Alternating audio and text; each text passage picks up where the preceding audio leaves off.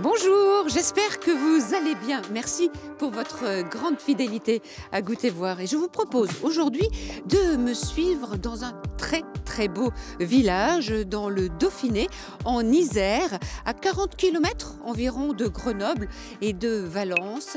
Je suis à Saint-Antoine-l'Abbaye. Et c'est ici, il y a quelques mois, que les frères Franck et Yann Fontaine ont choisi de s'installer au fourneau à l'auberge de l'Abbaye. Un vent de nouveauté souffle sur l'auberge de l'Abbaye depuis que nos deux chefs, Yann et Franck Fontaine, ont quitté les grandes tables parisiennes pour tenter un retour aux sources très prometteur. Depuis leur installation, il y a quelques mois, ils proposent dans cette ancienne maison une cuisine où le produit demeure l'essentiel, l'audace, un ingrédient subtil. Au quotidien de cette petite entreprise très familiale, les deux frères se répartissent toutes les tâches, avec un engagement sans limite qui fait le bonheur de leurs clients. Et ça papote, les deux frérots là. Hein. Alors, pourquoi vous êtes-vous installés ici, dans ce village? On a choisi de revenir chez nous. C'est une auberge qu'on connaissait depuis qu'on était Chez vous, petit. parce que vous êtes originaire d'ici? Oui, de Vatilieu exactement. Ouais, Un petit village, donc une quinzaine de kilomètres d'ici. Et donc on venait dans cette auberge quand on était petit avec nos parents, manger des glaces l'après-midi, le week-end. Et quand on a revisité là cet hiver, on a décidé d'acheter l'établissement parce que le propriétaire partait à la retraite. Et quelle est la cuisine que vous mettez en avant ici, dans cette auberge? Avec toutes nos bases classiques, le parcours qu'on a fait, on s'appuie sur les producteurs de la région qu'on a, donc de la Drôme, du Sud Grésivaudan et de l'Isère. On a des producteurs exceptionnels et donc on cuisine des produits de saison qui viennent que de la région. On est tout en proximité. Alors c'était un besoin vital de revenir ici, dans la campagne. Se ressourcer. Se ressourcer, ouais. Regardez le cadre. Oui. On est privilégié de pouvoir travailler et se réveiller dans un cadre aussi somptueux, chargé d'histoire. Première immersion dans l'univers des frères Fontaine. Direction la Drôme, Saint-Jean-en-Royans, dans le décor hivernal de la ferme des Caillas. Ici, on élève des vaches laitières depuis plusieurs générations. Une entreprise familiale dans laquelle la jeune garde a trouvé sa place entre l'amour des animaux et la passion d'un métier hérité des anciens. Et on a ça dans la peau, quoi, on est éleveur. Et on fait tout pour bien de nos animaux et produire du bon lait pour faire des bons fromages. C'est toute une famille qui a fait ça. Aujourd'hui, bien sûr qu'on a des prix, on est reconnu. Et je suis persuadé que les générations avant nous sont très fiers de ce qu'on a fait. On est suivi, je crois, Franck. Oui. Allez. Tu comprends, Odile, pourquoi je t'amène ici? Ah oui, là, il y a une sacrée histoire de famille. Hein. Il y a un savoir-faire incroyable, avec une qualité de produit et qu'avec mon frère on adore. Ils font des fromages exceptionnels, un lait mais qui est invraisemblable, avec lequel on fait une glace au lait qui est juste incroyable. Bonjour. Et c'est le fermier Eh oui. qui fait tout ça? Non, faut aller voir Elisabeth pour tout ça. C'est Elisabeth? Eh oui. D'accord. Et elle est où, Elisabeth? Ah, elle doit être à la cuisine, je pense. À la cuisine? Oui. Elle a fini avec la fromagerie? Eh oui, mais il faut aller voir. Oui, mais je C'est le vois. fromage. Je le cherche. Bon, chacun Allez. son rôle. Vous, c'est Oui. avec les C'est enfants, les allez. animaux, c'est ça? Voilà. C'est notre passion et elle, sa passion, c'est les fromages. Ben, on va la voir alors. Allez-y. Une passion familiale renforcée depuis quelques années par la création de la fromagerie des Caillas, entreprise de 10 salariés et chasse gardée d'Elisabeth. Elle a convaincu son entourage familial de l'intérêt de travailler de la ferme à la ferme. Oui, ici, il y a les vaches laitières, les pâturages, le savoir-faire des produits au lait fermier. Donc je vais couper le bleu de Pichardon, mais là c'est toujours la grande surprise. On ne sait pas si ça va être persillé à l'intérieur. Et ce bleu, eh bien, il a déjà 60 jours D'affinage? d'affinage. Si Odile, tu goûtes, eh bien tu vas avoir ça. Je me dévoue. Et tes petites tomes, là, tu les affines combien de temps? Ah, au moins 4 semaines.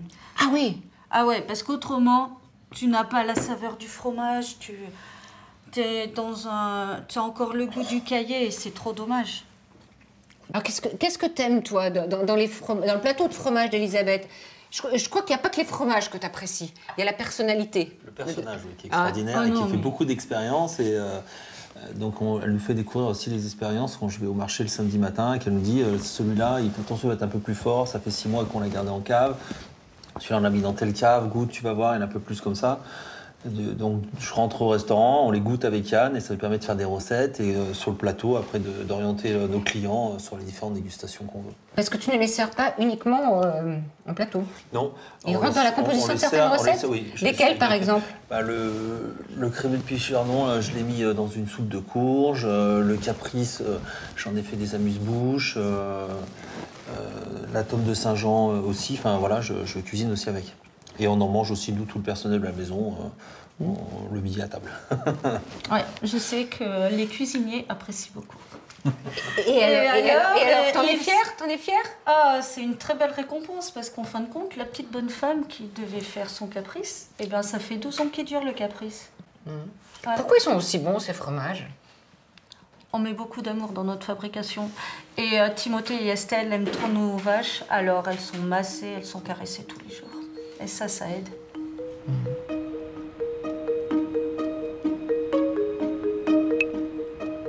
Autre rencontre maintenant en Isère. Je la fais avec Yann. Le chef me présente un personnage haut en couleur. La scène se déroule à la Saône, pays aux multiples sources qui alimentent les bassins de Paul, le pisciculteur, aux 35 tonnes de truites élevées au naturel. Elles sont ensuite réparties dans des piscicultures en France et assurent la descendance d'une espèce élevée dans la pure tradition. Ouh, il est armé déjà, Paul. Salut. Salut. Ça va bien? Tu vas bien? Bonjour, ça va. Paul. Elle a l'air petite, votre pisciculture. Paul. Elle n'est pas très grande, non? De toute façon, c'est une petite pisciculture artisanale. Hein. Oui. Il n'y a pas beaucoup de surface de bassin. On a 600 mètres carrés de bassin. Oui. Mais ce qui est important, c'est la qualité d'eau qui rentre dans la pisciculture. Donc, nous, on a une eau très stable en termes de température et de composition Tu veux physico-chimique. pas la toucher, l'eau? Tu verras, elle est chaude. C'est 28 degrés. Elle est à 12 degrés, 12,3. Voilà. Et en fait, Été comme hiver? été comme hiver. Et donc, ce qui est important ici, c'est que l'ensemble de l'eau de la pisciculture se renouvelle toutes les 20 minutes à peu près. Oui. Donc, ça veut dire que s'il y a des déchets, ils sont éliminés rapidement. On a des faibles taux de concentration en ammoniac, les rejets des poissons sont très dilués. Donc tout ça, ça fait qu'à la sortie, la qualité de la chair du poisson est très bonne. C'est pour ça qu'on travaille avec Paul. Parce que déjà, Paul est un personnage que nous aimons beaucoup, mais surtout son poisson est exceptionnel. Vraiment exceptionnel. Avec la qualité donc, de l'eau, de l'alimentation. C'est un tout aussi pour avoir un bon poisson. L'alimentation, nous, on choisit un aliment en fonction de ses performances pour le poisson. On choisit des aliments où il y a un faible taux de matière grasse, parce que ce qui nous intéresse, c'est de faire de la chair et pas de la matière grasse pour pousser vite. Alors, nous avons quoi, là? Là, ça, c'est les futurs poissons pour l'auberge de l'abbaye. Si j'arrive à les attraper, Voilà. voilà. Oh là là, mais... Elles sont belles, là, déjà. Elles sont magnifiques. C'est du poisson qui fait 1,5 kg, là. Elles sont magnifiques. Et elles sont vigoureuses. Il y a, Ah bah il y a que des truites chez toi? Ouais, il y a que de la truite arc-en-ciel. Magnifique. L'arc-en-ciel, c'est parce que quand on les regarde, on voit qu'elles ont des couleurs qui sont proches de l'arc-en-ciel. Ah ouais, elles exactement. sont magnifiques, hein. Alors au bout d'un moment, on va la relâcher, sinon elle le fait elle-même. Attends. Hop. Hop, raté. Mais comment? Alors, est-ce qu'on l'embauche? Ah non. Faut voir. Ah, c'est pas très bon, hein. Pas très bon. Mais il n'y en a pas beaucoup. Il n'y en a Attends, pas quelle beaucoup. fille. On va prendre un bassin où il y en a plus, alors. Hop, voilà, hop. C'est mieux, il y en a. Voilà, bravo. Voilà. Bon.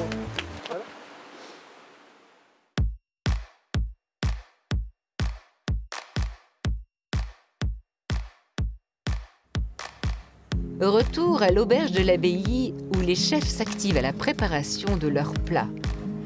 Une cuisine toujours esquisse, sans fioritures, maîtrisée et qui offre un heureux mélange de tradition et de créativité. De quoi nous mettre en appétit pour une savoureuse recette. Bon, les frangins, vous êtes prêts? Alors, c'est quoi?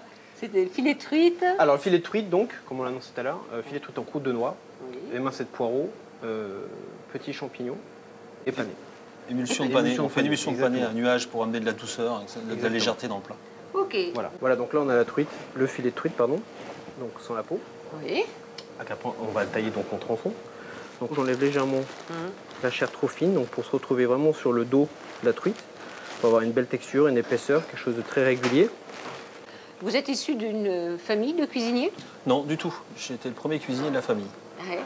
J'ai démarré quand j'avais 13 ans. En fait. J'aimais beaucoup cuisiner à la maison parce qu'à la maison, notre mère cuisinait tous les jours sur un vieux fourneau qu'on avait. Donc on faisait nos cours dans la cuisine en rentrant de l'école pendant qu'elle nous faisait à manger en fait.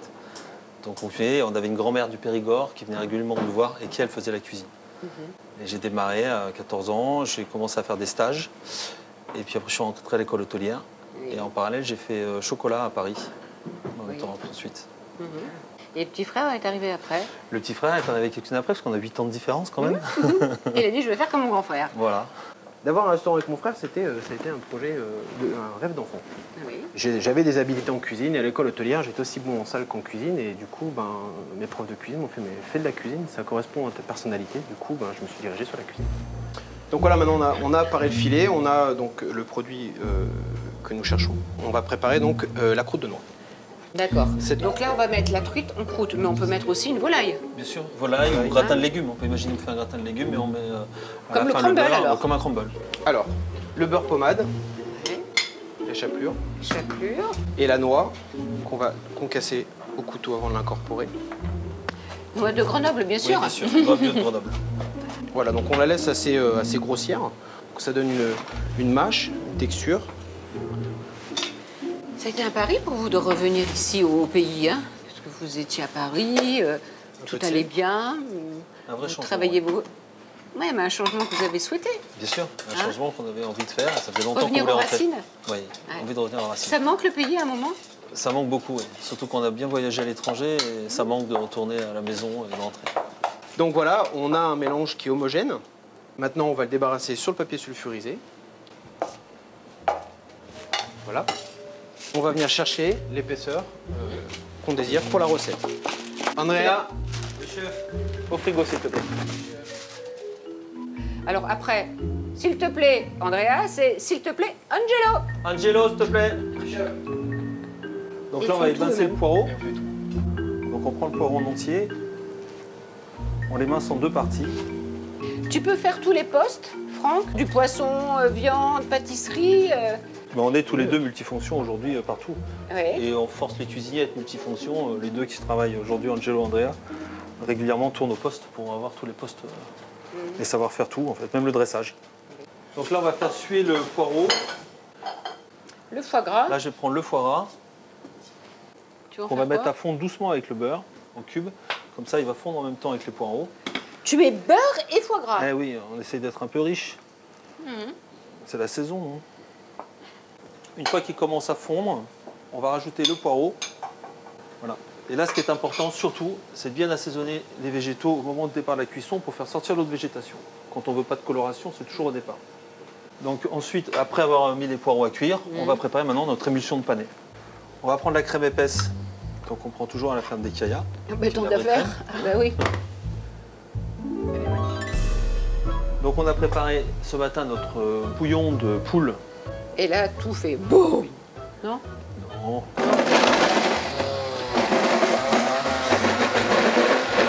Pas du tout. Donc voilà, on a une consistance un peu comme une soupe. Tu veux goûter? Allez. Qu'est-ce que c'est bon, c'est bon. Ah oui, ça c'est salé. Là. Voilà. Donc ensuite, il faut prévoir une bombe à chantilly. C'est bon. Et il faut la remplir à moitié. On va démarrer la cuisson de notre poisson. On pose notre truite. Et là, on va venir mettre la croûte de beurre qu'on fera un peu tout à l'heure. Donc on va l'enfourner à peu près 8 minutes à 200 degrés. Donc on a notre fondue de poireau qui est cuite. On a nos poireaux, nos champignons qui sont juste sués. Donc on va commencer notre dressage.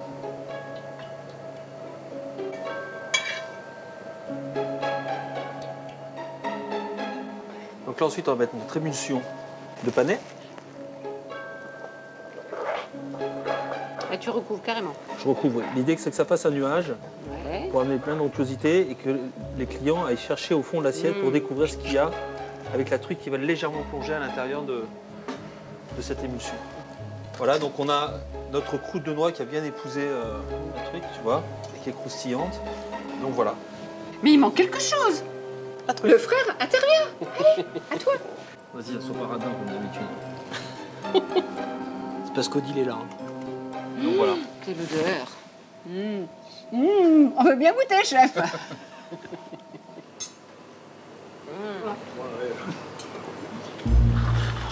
On n'a pas loupé la recette, chef.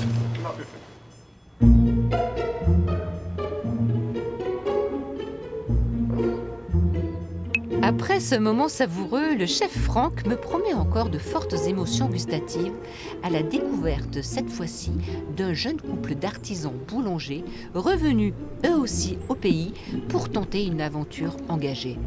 Donc tu vois, Odile, on est à 15 km de notre village. On est à Beauvoir-en-Royan. En Isère. Et on va aller voir notre boulanger qu'on vient voir avec Yann ici au village, ou qu'on trouve à Saint-Marcelin au marché, tous les samedis matins pour venir chercher notre pain. Et là, Franck, ce sont les ruines du château féodal. À Beauvoir-en-Royan, Eh oui. dans le sud de Grésivaudan. Au pain de Beauvoir, la parité est une évidence. Pas question pour Pauline de jouer à la marchande pendant que Raphaël ferait le pain. Et donc travailler à 4 mains, c'est efficace. C'est vrai. Une harmonie à la scène comme à la ville. On fabrique ici un pain sans gluten, composé uniquement d'eau de source, couplé à une farine au levain qui développe naturellement ses propres ferments. Au final, nos jeunes boulangers sortent des produits aux arômes et aux textures d'exception qui font le bonheur de notre chef et des clients. Tu sens, Odile, cette odeur? Viennoiserie et le pain qui lève. En plein travail, on va essayer de ne pas les déranger, on va se faire petit. Les vrais artisans. On envoie un peu de buée pour qu'on ait une belle croûte. Et c'est parti.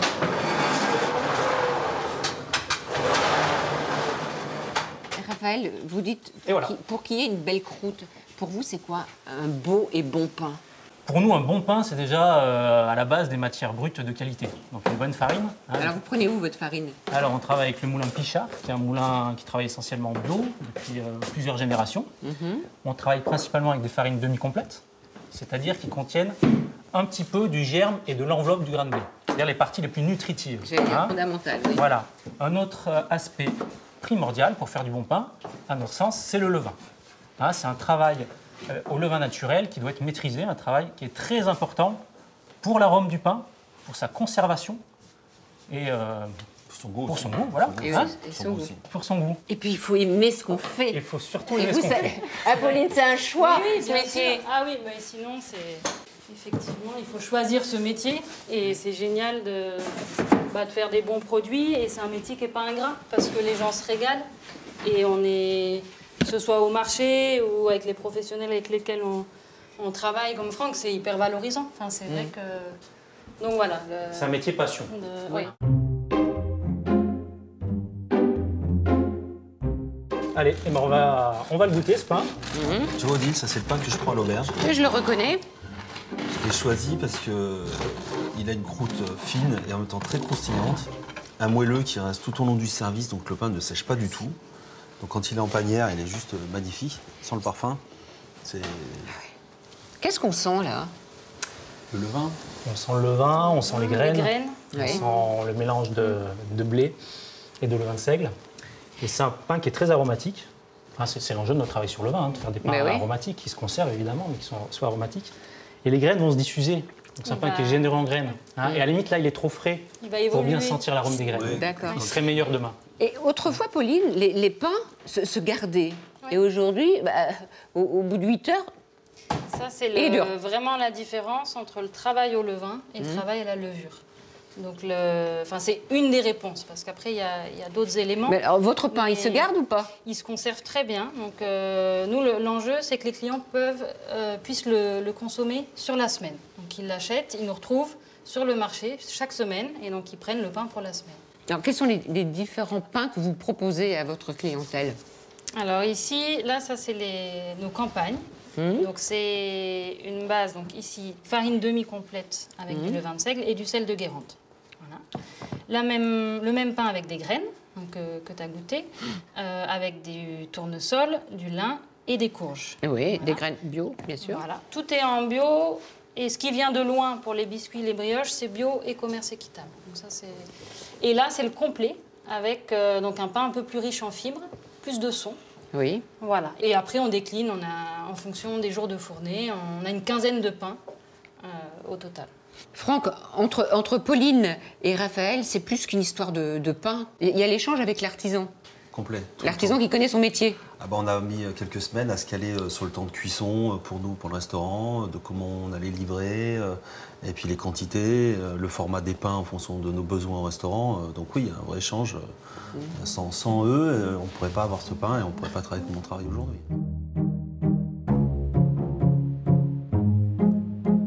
Avant de nous quitter, découvrons une partie de ce village de Saint-Antoine-l'Abbaye, son patrimoine culturel ou cultuel. La restauration des pierres chargées d'histoire est confiée depuis 2 générations à la famille Chevènement. Christophe s'est exprimé d'abord dans les cuisines, puis son père, sculpteur, compagnon du devoir, l'a initié à cet art de la taille de la pierre et lui a transmis la philosophie, les gestes. L'entretien du patrimoine de l'abbaye se fait pierre par pierre. Alors Christophe, ce village de Saint-Antoine a été bâti à l'époque médiévale. Tout à fait. Là, les reliques ont été ramenées par le seigneur Josselin à la fin du XIe siècle. Oui. Et dès lors, ils ont commencé donc, à construire une toute petite église, plutôt de style roman. C'est qui?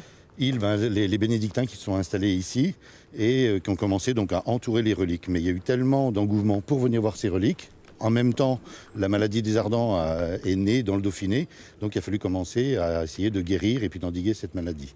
Donc après, on est arrivé à cette construction-là qui, elle, débute au XIIIe siècle jusqu'à peu près le XVe siècle, à peu près 200 ans. Cette abbaye est de pur style gothique, Christophe. Tout à fait. Hein? Là, il y a à peu près 200 ans de construction. En passant, donc, on démarre à la partie à l'ouest et puis au fur et à mesure, on agrandit. Les différents fenestrages sont typiquement gothiques, jusqu'au pinacle, donc ces sortes de grandes pointes qui sont au-dessus du toit, ainsi que toutes les gargouilles que l'on voit, avec certaines cassées, certaines qui ont été refaites, comme de tout temps, de toute façon, sur une abbaye. Celle-ci, elle a été refaite, là? Voilà, ça c'est la dernière que l'on a refaite, avec la tête d'aigle, donc elle correspond à Saint-Jean. Et la tête était tombée, donc il a fallu qu'on fasse une reconstitution avec de la terre, puis du plâtre, puis de la pierre. Elle est grande, cette abbaye. Oui, par rapport au village où nous sommes que 1000 habitants, c'est imposante. C'est très imposant. Oui. Mais en même temps, elle participe vraiment à l'aspect particulièrement important qu'avaient les Antonins à cette époque-là. Elle en impose.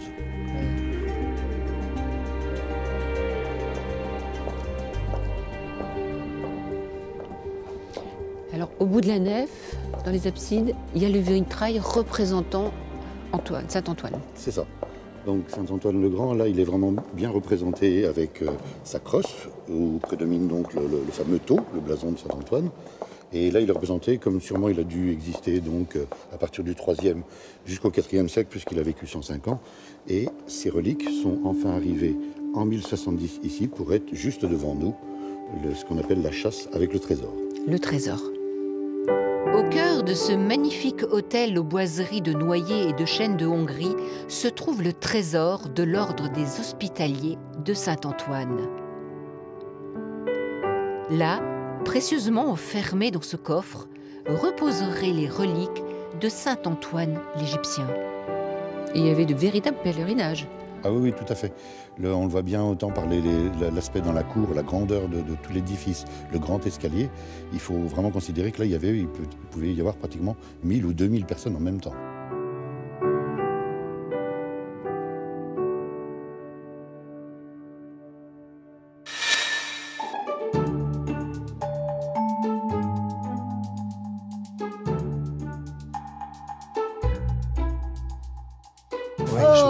Franck, t'es un amour. Une soupe à quoi? Une soupe de carottes au baie de la passion. Merci, chef. C'est pas très élégant, mais il avait trop froid. Ça fait du bien, non? Merci, oui. Oh oui, ça réchauffe les mains aussi. Hein. Bon, alors, 2 frères, Yann et Franck, 2 personnalités, 2 caractères. Oui, Hein, oui, on peut le mais dire. quelle belle complicité et surtout Aussi. que de talent. Merci. Donc, bonne route ici à Saint-Antoine-l'Abbaye. Merci. Merci bien. Et puis on va entendre parler de vous, j'en suis sûre. J'en suis sûre. Merci bien pour votre accueil à tous les deux. Merci Odile. Merci. Avec grand plaisir, merci. Merci et à très très vite. Au revoir. On va prendre peut-être une cuillère, non? Tu Pour veux finir la manger? Ouais, ouais. Alors les moumous, elles n'ont pas peur, hein? Ça se voit qu'elles ont l'habitude des hommes, hein? On pour le pain, les amis. Allez, on le rend. Oui, on peut aussi y aller avec les mains. Il y a du bon son, non? Il y a du bon son, tout, on a compris, hein? Du moelleux, du soyeux, en fait, quand on mange. Mais non, mais je rigole, j'en ai foutu par terre, t'as pas vu? T'as pas vu? Cette fois, parce que j'y casse. J'ai vu, bien sûr. Bon. Et comment vous les sélectionnez? Ah, comment on les sélectionne? Eh ben, on prend les plus belles femelles, hein, comme tout le monde. Non, mais alors ça, c'est compliqué à vous dire. Hein. Ah, bah, c'est drôle. Ça va, ouais, Oh, que c'est drôle. C'était drôle. C'est drôle. Alors, elles sont pas contentes. Hein.